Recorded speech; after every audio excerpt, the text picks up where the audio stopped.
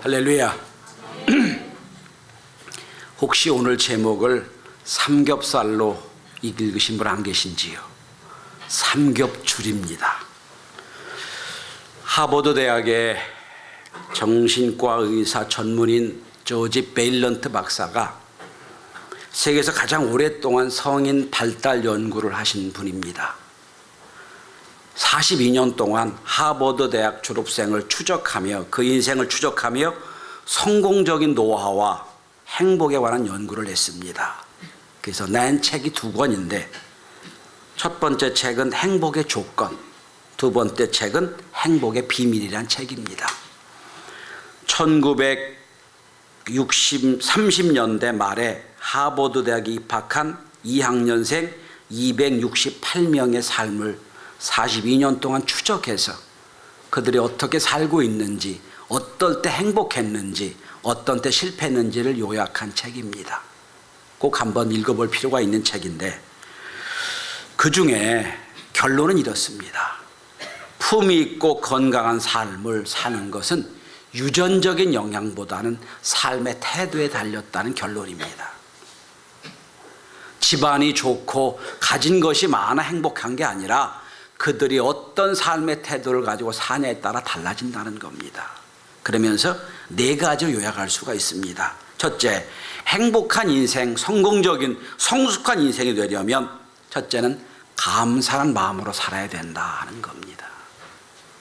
둘째, 마음을 나눌 친구가 있을 때 행복하다 그랬습니다. 마음을 나눌 친구가 있는 것. 그리고 세 번째, 객관적인 건강 상태가 아니라 스스로 깨닫는 건강 상태가 중요하다. 그러니까 나는 건강하다, 나는 괜찮다 하면 괜찮다는 거예요. 그리고 마지막 4번째는 운명적인 사람의 만남을 통하여 변화된다고 얘기합니다. 여러분, 그 중에 보면 운명적인 만남도 친구가 될 수 있고요, 마음을 나눌 친구를 만나는 것이 운명적인 만남이 될 수도 있는 거예요. 그러면서 그런 결론을 내립니다. 긍정적인 노화는 사랑하고 일하며 어제까지 알지 못했던 사실을 배우고 사랑하는 일과 죄송합니다. 가장 중요한 것은 그 인생에 살 좋은 친구가 몇 명이 있느냐가 중요하다는 거예요. 그래서 이 추적조사에 보니까 행복하다고 느끼며 산 사람들은 보통 4명이나 5명의 친구가 있었다는 겁니다. 수십 년간 함께 교제했던 친구가 있었다. 결론을 내립니다. 이 시대의 특징 중에 하나는 철저하게 개인적이라는 겁니다. 개인적인 것, 이기적인 것, 이렇게 개인적인 특징을 갖고 있지요. 올해 통계청에도 보면 이게 나타납니다. 전국 1인 가구 수가 지난해 처음으로 506만 551명을 기록해서 처음으로 500만을 넘어섰다고 그럽니다. 그러면서 통계치를 갖고 얘기합니다. 점점 1인 가구 수가 증가하게 될 거다. 그리고 2035년은 762만 8065명 정도가 돼서 전체 34.27%를 1인 가구가 차지하게 될 거다. 그러니까 가정이 없어진다는 겁니다. 혼자 산다는 거예요. 지금도 우리가 편의점에 가보면 혼자 먹을 수 있는 것들이 많이 나와 있어요. 또 괜찮은 식당 가도요, 1인용 식탁이 다 있어요. 혼자 먹을 수 있는 식탁들. 이 벌써 이미 한국에 다 들어와 있는 거예요. 그런데 이미 우리보다 1인 가정을, 1인 가구를 더 일찍 경험한 일본 같은 경우 문제는 고독사가 많아진다는 겁니다. 분명히 사람 사는 것 같은데 인기척이 없어 오랫동안 가보면 죽어 있다는 거예요. 그리고 1인 가족이 많아지면 문제가 뭐냐면 협력이 안 된다는 겁니다. 자, 오늘 본문 전도서 4장 전체 주제가 1절에 나와 있어요. 뭐라고 나와 있는 줄 아십니까? 그들에게는 위로자가 없도다. 죄송합니다. 위로자가 없는 게 오늘 우리 시대의 특징이라는 거예요. 그러면서 쭉 내려와서 오늘 바로 직전 8절에 보면 아들도 없고 형제도 없고 홀로 있으나 나름대로 애쓰고 삽니다. 혼자 열심히 살아요. 그런데 문제는 뭡니까? 맨 마지막에 보시면 이것도 헛되어 불행한 노고로다. 하나님 보시기에 혼자 사는 것이 헛되다는 겁니다. 혼자 사는 것이 행복하지 않다는 거예요. 그러면서 오늘 9절부터 12절까지는 8절의 질문에 대한 대답이에요. 자, 우리 시대에 위로자가 없고 혼자 사는 거에 만족하고 혼자 사는 사람이 많아지는데 이 시대에 하나님이 원하신 것은 뭐냐는 겁니다. 성경에 처음으로 좋지 않다, 안 좋아 보인다는 단어가 등장하는 게 창세기예요. 그것도 여러분 에덴 동산에 하나님이 천지를 지으시고 바로 직후에 하나님 보기 좋지 않다가 나와요. 언제인 줄 아세요? 아담과 하와를 아담을 지어놓으시고 아담이 혼자 사는 걸 보시고 하나님이 좋지 않게 보셨어요. 그리고 하와를 만들어 주세요. 그러니까 하나님 보시기에도 혼자 사는 거 별로 좋지 않게 보인다는 거예요. 사람인자 한자도요 두 변이 이렇게 합쳐진 거지요. 혼자는 이루어질 수가 없어요. 인간이란 한자도 마찬가지, 사람과 사이의 관계를 얘기하잖아요. 자, 그러면 오늘 우리 시대에 점점 살기 어려워지고 힘들어져서 혼자 사는 이가 많아진 이 시대에, 점점 1인 가족이 많아진 이 시대에 어쩔 수 없이 혼자 살 수밖에 없는 여러 가지 상황과 사건으로 혼자 살 수밖에 없는 이 시대에 과연 어떻게 하면 이 시대에도 하나님의 은혜 가운데 살 수가 있을까요? 세상이 다 그렇게 사니까, 혼자 사니까, 그럴 수밖에 없으니까 이게 아니고, 그렇게 세상이 바꿔진다 하더라도 이 시대에 하나님 원하신 뜻이 무엇일까요? 그게 오늘 본문의 말씀이에요.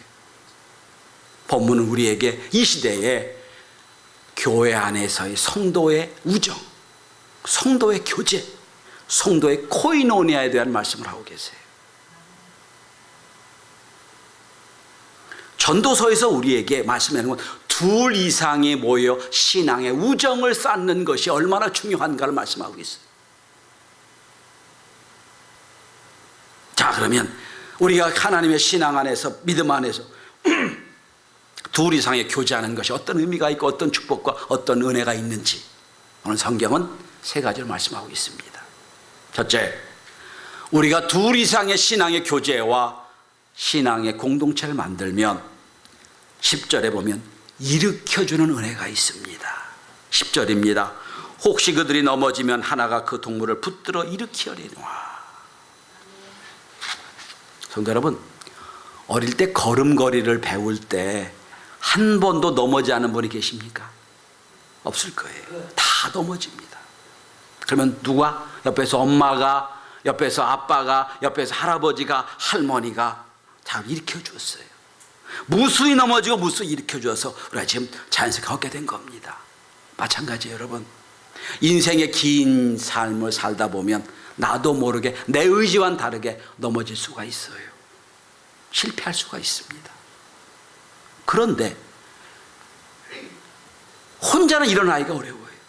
누군가 내 옆에 나를 붙잡아 일으켜줘야 내가 일어날 수 있습니다. 이게 뭡니까? 성도의 교제예요. 영어에는 격려라고 하는 단어와 용기란 단어가 거의 같은 단어를 씁니다. 용기가 컬리지죠. 여기 앞에다 en자를 붙이면 encouragement, 이게 격려예요. 격려가 뭐냐 그러니까 용기를 만들어주는 거예요. 그러니까 격려는 곧 용기예요.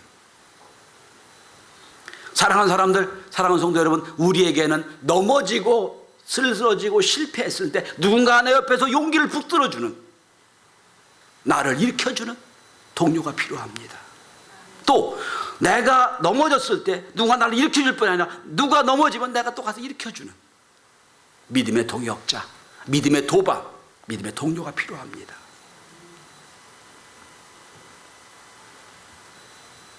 세상은 나와 하는 내 의지와는 다르게 자꾸 내 의지를 넘어뜨리고 용기를 무력화시키는 것들이 참 많습니다. 세상 살다 보면 내가 막 일어나고 용기가 있어지고 막 힘이 나는 것보다는 자꾸 좌절시키고 넘어지는 게 얼마나 많은지 몰라요. 키티 지펠이라고 하는 아랍권의 시인이 있습니다.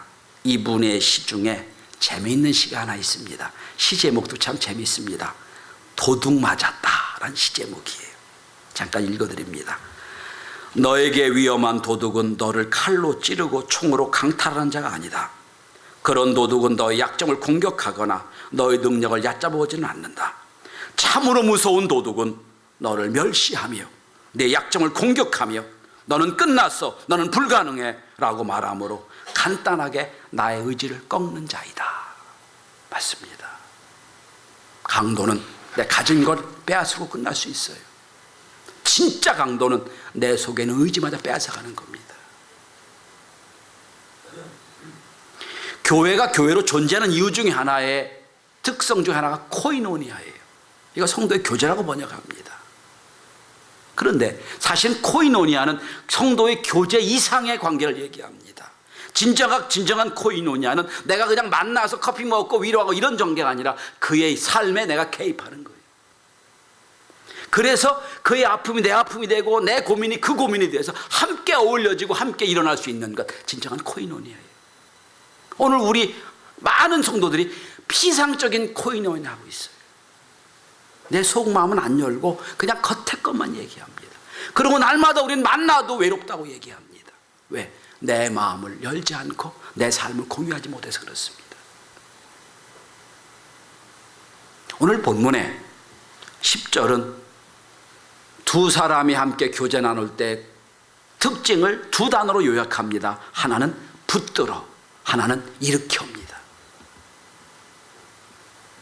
나를 붙들어주고 나를 일으켜주는 사람, 내가 흔들린 나를 붙들어주고 내가 넘어졌다 일으켜주는 사람, 이 믿음의 동역자요, 믿음의 동무요, 믿음의 도발입니다. 전 몇 주 전 교회 창립 주일에 안디옥 교회의 말씀을 드리면서, 안디옥 교회 어떤 교회라고 말씀드렸습니까? 일으켜주는 교회라고 말씀을 드렸어요. 자, 안디옥까지 교회가 개척이 됩니다. 예루살렘 교회에서 바나바 목사를 파송해서 목회를 합니다. 근데 바나바 목사님이 가만히 보니 교회는 부흥하는데 자기가 좀 능력이 부족한 것 같아요. 그래서 어떻게 합니까? 사도 바울을 찾아서 사도 바울의 5가지 가서 사도 바울을 데리고 와서 1년 동안 목회를 했어요. 사도 바울 어떤 사람이에요? 예수 믿는 사람을 잡아 죽였던 사람 아닙니까? 그가 다메섹 기류에서 회심을 했어요. 근데 아무도 안 믿어줘요. 3년을 아라비아 광야에 가서 훈련받았어요. 그래도 안 믿어줘요. 어쩔 수 없이 그는 고향에 내려가서 그냥 은둔하고 있던 상황입니다. 참 능력 있는 분이 아무도 안 알아줘요. 그때 어떻게 합니까? 바나바가 가서 그를 데리고 올라왔습니다. 일으켜줍니다. 1년을 목회합니다. 그리고 거기서 선교 사역을 감당합니다. 그리고 드디어는 위대한 하나님의 사역자가 됩니다. 일으켜주는 것. 오늘도 본문은 얘기합니다. 혹시 그들이 넘어지면 하나라가 일으켜준다.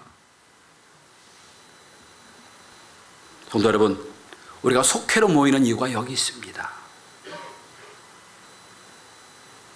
아무리 혼자는 신앙생활 잘해도요, 혼자 해결하지 못하는 문제들이 있어요. 내 신앙 내가 혼자 신앙을 잘한다고 해도 누군가 내 옆에서 객관적으로 도와주지 않으면 내 신앙이 흔들릴 때가 많아요. 그때 옆에서 도와주고 기도해주고 격려해주고 일으켜주는 것, 그게 속히 아름다운 모습이에요. 오늘 현대교회도 점점 사회의 영향을 받아가지고 나 혼자 합니다. 여러분, 신앙이 점점 멀어지는 어떤 코스가 있어요. 나 간섭받기 싫어요. 나 신앙생활 잘할 테니까 나 건드리지 마세요. 이게 첫 번째입니다. 조금 가면 귀찮아집니다. 나중에 이제 가나안 교인이 되죠. 안나가 교인이 되는 겁니다. 안나가 교인이 돼요. 그리고 혼자 신앙생활 한다고 스스로 생각해요. 그리고 이력서상에는 앞에 늘 종교란 기독교를 씁니다. 그리고 자기가 신앙생활 하는 것처럼 착각합니다. 아니에요.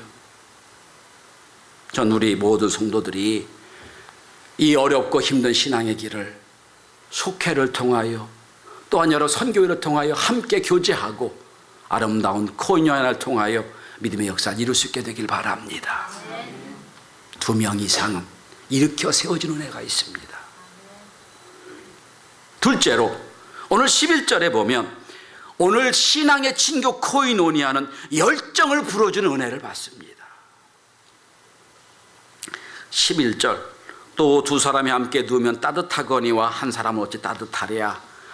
이 글을 가정생활하는 것으로 생각하지 마시길 바랍니다.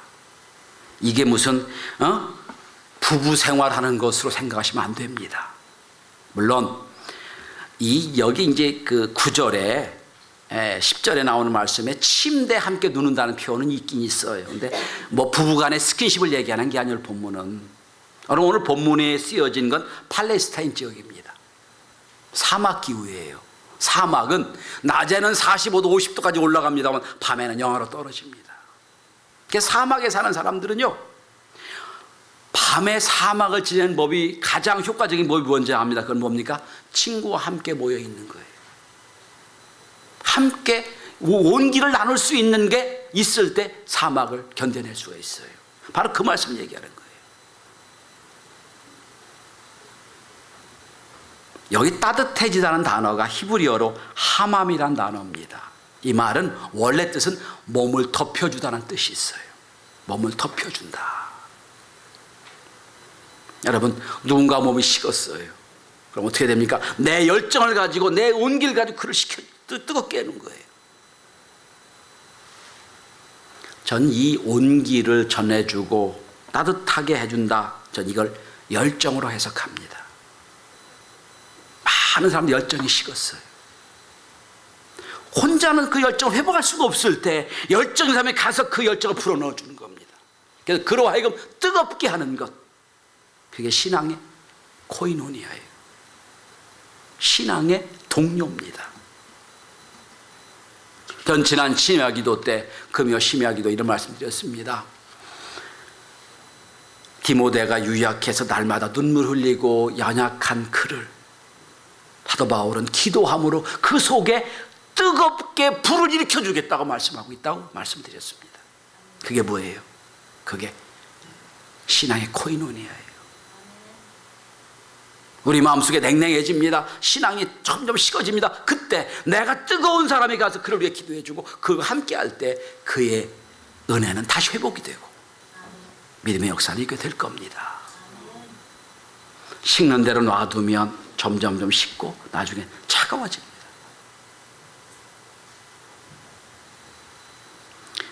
제가 존경하는 함석헌 선생의 시 중에 제가 자주 인용하는 시가 하나 있습니다. 제목이 그런 사람을 가졌는가란 시입니다. 두 연만 제가 소개합니다. 말리길 나서는 길, 처자를 내맡기며 마음 놓고 갈 만한 사람, 그 사람을 그제는 가졌는가. 잊지 못할 이 세상을 놓고 떠나려 할 때에 저 사람 하나 있으니 하며 빙긋이 웃고 눈을 감을 그 사람을 그대는 가졌는가. 여러분, 우리가 신앙생활을 하는 중에도 그냥 어울려서 교회에서 만나는 신앙생활이 아니라 내 아픔과 내 고민과 그 사람의 아픔 고민을 함께 어울릴 수 있고 기도할 수 있는, 뜨거울 수 있는 동역자를 만나는 게 축복입니다. 우리 성도들이 다 그런 관계로 신앙의 코이노니아를 이루어갈 수 있길 바랍니다. 자, 이렇게 두 사람의 이상의 코이노니아는 첫째는 일으켜주고 둘째는 열정을 회복시켜줍니다. 그러나 그것으로 끝나지 않습니다. 오늘 12절을 주목해 보십시오. 12절, 세 겹줄은 쉽게 끊어지지 아니하느니라 라고 되어 있어요. 근데 참 이상합니다. 한 사람, 두 사람 연결됐으면 다음엔 세 사람이어야 되거든요. 한 사람은 패하고 두 사람은 맞서고 그럼 세 사람은 끊어지지 않는다가 맞거든요. 근데 세 사람이라고 되어 있지 않아요. 본문을 잘 보면 세 사람이 아니라 세 겹줄로 되어 있습니다. 히브리어로 보면 하쿠도 하메쉴라슈라는 단어인데 그냥 세 줄이야. 세 가닥 줄이 아니에요. 세 선이 아니라 세 선을 함께 모은 코드입니다. 아니 엄밀히 말하면 세 선이 꼬인 밧줄을 의미합니다. 단지 세 선이 모아진, 그래서 힘이 있는 게 아니라 세 선이 새로운 존재로 태어나는 거, 꼬여서 가닥이 되는 걸 얘기합니다. 그래서 한 사람, 두 사람, 세 가락이에요. 삼겹줄이에요. 단지 묶여있는 세 줄이 아니라 전혀 다른 형태의 힘을 발휘하는 로프로 만들어지는 것. 오늘 우리 시대에 제일 많이 나오는 단어 중에 하나가 시너지라는 단어입니다. 1+1이 2 이상이라는 걸 얘기하지요. 원래 생물학적 용어입니다. 그런데 합성어입니다. 신, 새로운, 에너지, 새로운 에너지라는 뜻이에요. 이 엘보에서 원래 나왔습니다. 근육이 하나 플러스 하나면 2 이상의 놀라운 힘을 발휘한다 해서 나온 거거든요. 그런데 오늘 성경에 나오는 삼겹줄이 시너지 효과를 얘기하는 게 아니에요. 그 이상을 얘기합니다. 자, 여러분 오늘 다시 한번 본문을 보십시오. 어떤 신학자가 이걸 이렇게 해석을 했습니다. 감신대 왕대일 교수의 전도자의 질문이라는 책은 이렇게 번역이 됐습니다. 단순히 혼자면 외롭고 둘이면 마음이 맞고 잘 되고 셋이면 서로 부둥켜 하는 모든 것을 견고하게 된다는 뜻으로 이해하지 마십시오. 본문은 사람 둘이 함께 있는 것만으로 부족하다는 것을 말하고 있습니다. 반드시 제3자의 도움이 필요할 때 코드가 되는 겁니다. 새로운 힘을 발휘하게 되는 겁니다. 라고 권면합니다. 그걸 어떤 학자는 이렇게 번역합니다. 두 사람이 함께 하나님을 신뢰하고 신앙의 공동체로 코이오니아를 이루어갈 때에 하나님께서 그 속에 함께 개입하신다는 거예요. 그래서 이젠 두 사람이 아니라 세 사람이 아니라 세상이 어떻게 할 수 없는 강력한 힘을 발휘하는 공동체가 된다. 이렇게 말하고 있습니다. 저는 이게 성경적 주장으로 생각을 해요. 마태복음 18장 20절에 보면 이렇게 주님 말씀하십니다. 두세 사람이 내 이름으로 모인 곳에는 나도 그들 중에 함께하느니라. 이게 뭐예요?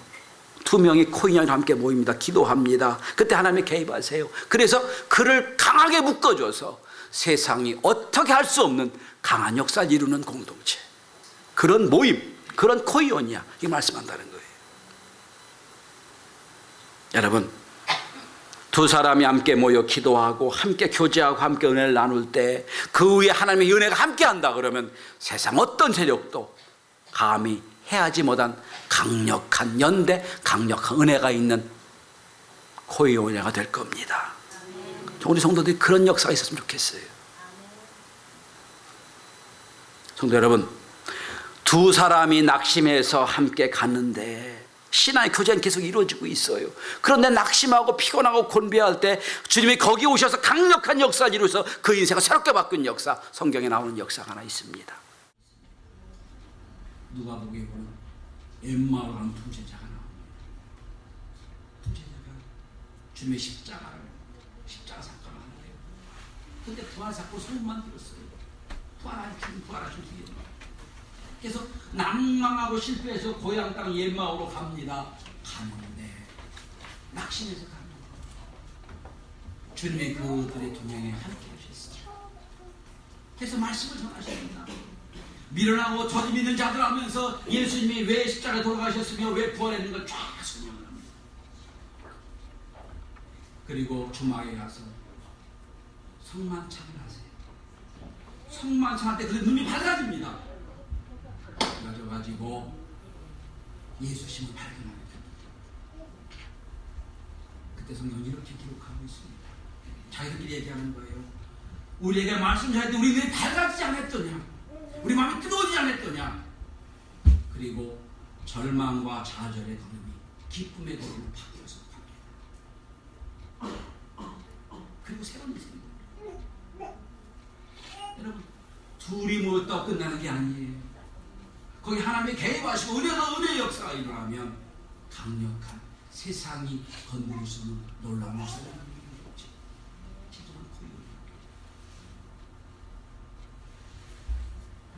성경은 이들이 어떤 일을 했다고 합니까? 마음이 뜨거워집니다. 오늘 본문에 나오는 것처럼 두 사람이 모여서 마음이 뜨거워집니다. 두 사람이 함께 일으켜줍니다. 더 나아가 주님이 그곳에 오셔서 그의 인생을 변화시켜 주셔서 주의 놀라운 목사를 이루게 하시다. 교회가 모이는 것이 단지 이 시간 모여 예배하는 걸로 나는 게 아니에요. 함께 교제하고 함께 코인하를 하면서 믿음의 역사를 이루는 그걸 위해 교회라는 거예요. 세상은 넘어진 사람을 일으켜주는 게 아니라 더 짓밟혀놓는 거예요. 절대 일어나지 못하게 만드는 게 세상이에요. 우리는 넘어진 사람을 가서 일으켜주고 격려해주고 은혜를 힘주고 마음을 뜨겁게 해주고 그렇게 함께 교제할 때 성령이 그곳에 오셔서 강력한 역사를 이루어서 마음을 뜨겁게 새로워지는 역사, 공동체.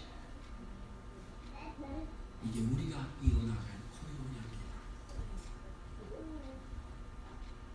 엠마오라는 두 제자가 예수님과 동행하면서 세격절이 돼요. 세상을 이겼던 힘을 발휘하는 것처럼 오늘 우리가 함께 모여 공동체를 이루고 함께 신앙의 교제를 이룬다면 거기 우리가 함께 기도하는 중에 성령의 역사가 있고 하는 예수님이 함께 하신다면 우리는 이 험하고 이 고독한 세상의 삶에 힘들 것 같지만 승리하고 낙심할 것 같지만 새로운 역사를 이루는 아름다운 모습으로 다시 한번 출발하게 되지 않겠습니까? 우리 이런 믿음의 공동체를 만듭니다. 저는 그래 생각합니다. 여러분 교회에서 무슨 일을 하든지 열심히 참여하십시오.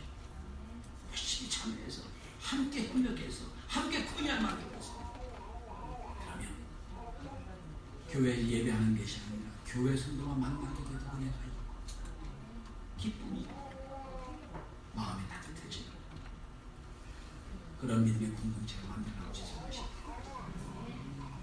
말씀의 결론을 맺습니다. 성도 여러분, 혼자는 멸망합니다. 둘은 은혜 없습니다. 더 중요한 건 둘의 성령의 역사가 있습니다. 우리는 전혀 새로운 존재로 세상을 바라보시는 힘입니다. 그런 은혜가 오늘 예배드린 저와 여러분과 우리 교회에 있게 되길 주의 이름으로